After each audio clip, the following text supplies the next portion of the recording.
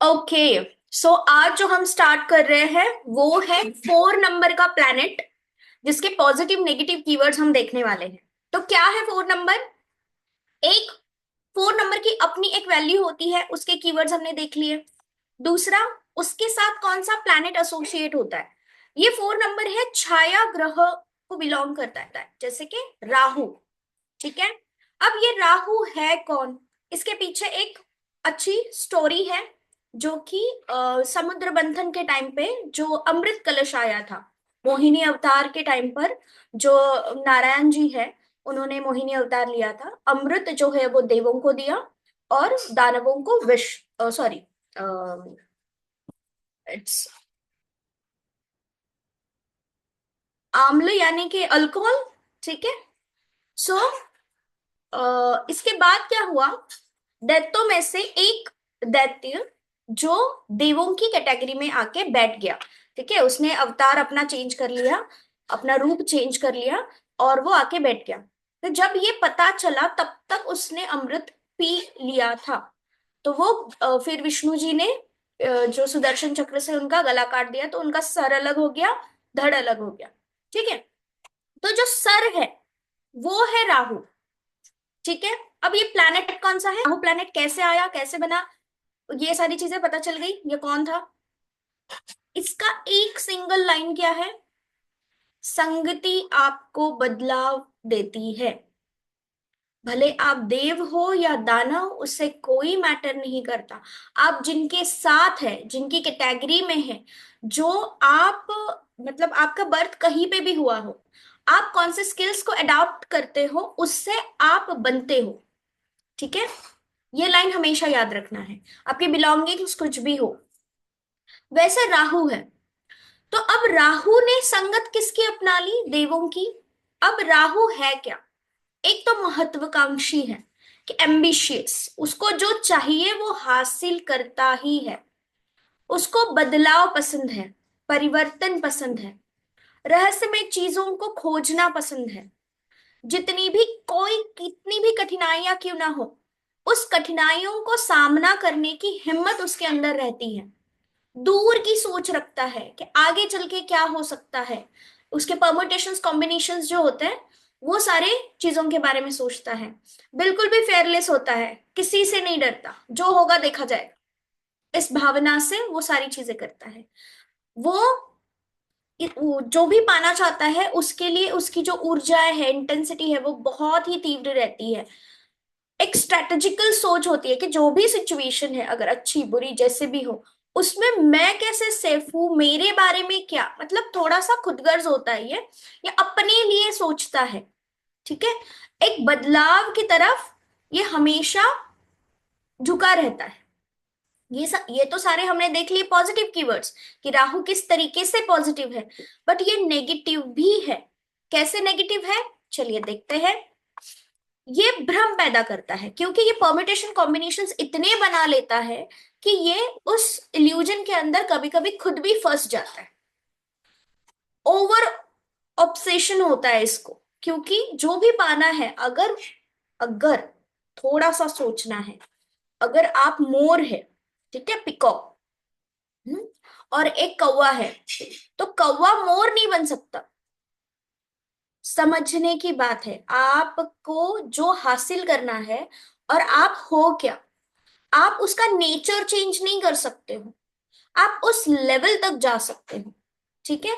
वो बाकी सारी चीजें अडेप्ट कर सकते हो, अच्छी चीजें अडेप्ट कर सकते हो, अपने जीवन में उसको उतार सकते हो, लेकिन as it is copy paste नहीं हो सकता।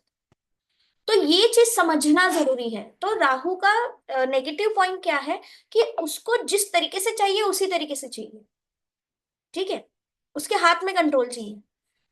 बट ऐसा नहीं रहता है, वो क्वालिटीज ले सकता है। ठीक है। तो उसे वही कहना है कि आप जो भी अच्छी चीजें हैं, या जो भी आपको चाहिए, उसका रूट कॉज जो है वो ले लो। आपका बदलाव चाहिए तो वो फिजिकल फॉर्म बदलाव नहीं हो सकता। ठीक है। इसके हम देखेंगे केसेस कैसे कैसे है। दूसरा क्या है? कि ये इतना सोच रखता है, सामने वाले इंसान को भी ये भ्रमित कर सकता है। ठीक है, मैनिपुलेशन ये कर सकता है। इसके वजह से बहुत सारी दिक्कतें इस को फेस करना पड़ता है, क्योंकि यही कारण होता है झगड़े फसाद का। ठीक है, मैनिपुलेशन ये पावर भी है और ये नेगेटिव चीज भी है। ठीक है, अगर उसका हेतु एम अच्छा है तो वो अच्छी चीज है, अगर वो बुरा है तो वो बुरी चीज, सिंपल सी बात। ठीक है, क्योंकि मैनिपुलेशन अच्छा कैसे नहीं है, मैनिपुलेट करना, कलयुग है, लोगों को मैनिपुलेट करना पड़ता है। लेकिन कलयुग का एक ही मंत्र है, जहां पे कम पाप हो वो रास्ता अपना। पाप नहीं होगे ऐसी बात ही नहीं है। हम जो देखते हैं, बोलते हैं, सुनते हैं, ये सारी चीजों में अगर कुछ भी एक्सीडेंटली भी आ गया तो भी वो कैटेगरी में हमारे कर्मों के साथ जुड़ जाता है। 4 नंबर जो चाहिए वो पाना चाहता है at any cost, by hook या क्रुक। तो ये जो है ये हमेशा किसी ना किसी को धोखा देता रहेगा। इसको धोखे मिलते भी है, ठीक है, ऐसे नहीं कि नहीं मिलते, लेकिन इसको धोखा देना बहुत कम है। इसकी चाहत हो, इसको खुशी मिल रही हो, तो ये सामने वाले से वो करवा भी ले।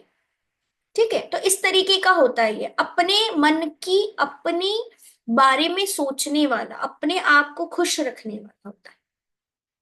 जब ये डर जाता है ना राहु, तो एंजाइटी बहुत होती है, कि बेचैनी सी होती है, अब क्या होगा पता नहीं। भले ही ये बहुत दूरदर्शी है, लेकिन ये परम्यूटेशन कॉम्बिनेशन जो बनाता है ना, उसके अंदर सबसे पहले नेगेटिव सारी चीजें बोलता है। ऐसा होगा, ऐसा होगा, ऐसा होगा, ऐसा होगा, ऐसा होगा, फिर क्या, फिर क्या, फिर क्या, फिर क्या, और फिर जाके पॉजिटिविटी में आता है। तो पहले वो अपने आप को क्लींस कर लेता है। Excuse me, excuse me. तो हमने क्या देखा कि राहु जो है वो एक अपने लिए, अपनी सारी चीजों के लिए ज्यादातर काम करता रहता है। उसको सब चाहिए।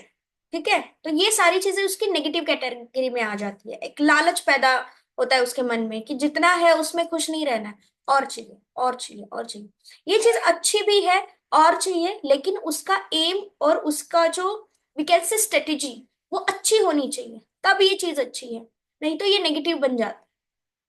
ठीक है, तो आई होप क्लियर है यहाँ पर कि राहु किस तरीके से पॉजिटिव है एंड नेगेटिव है। तो हमारे जितने भी कार्ड्स है, 4 नंबर के कार्ड्स प्लस 13 नंबर के कार्ड्स, ठीक है, वो सारे टेबल के ऊपर होने चाहिए। राहु का बीज मंत्र है, उस बीज मंत्र का उच्चारण करना है, और ये महसूस करना है कि कार्ड की ऊर्जा आपके अंदर समा रही है। ये सारे कीवर्ड जो है वो आपके छप रहे हैं, और फिर कार्ड जो है वो फिलअप हो रहा है। तो इस तरीके से आप मेडिटेट करेंगे, ये सारे कीवर्ड्स आपके दिलो दिमाग में चले जाएंगे। तो कार्ड कौन सा भी आए, नंबर 4 आया, राहु आया, तो ये सारे कीवर्ड्स आपको याद आएंगे। साथ में राहु की रेमेडीज जो हम रेमेडी सेक्शन में सीख रहे हैं, वो सारी रेमेडीज भी हर एक कार्ड को जुड़ जाएगी। As per the demand, as per the client case, आपको वो रेमेडी बतानी।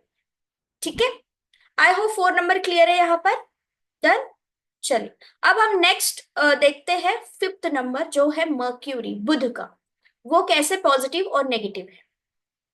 जितने भी लोग ऑनलाइन ये देख रहे हैं वीडियोस, सो आपको अपने नोट्स बनाने हैं। जो टेक्निक बताई है मैनिफेस्टेशन की और कार्ड्स अलाइनमेंट की, उसको करनी ही है। ठीक है, उसको स्किप ना करें, नहीं तो आपको रीडिंग में दिक्कतें आ सकती है।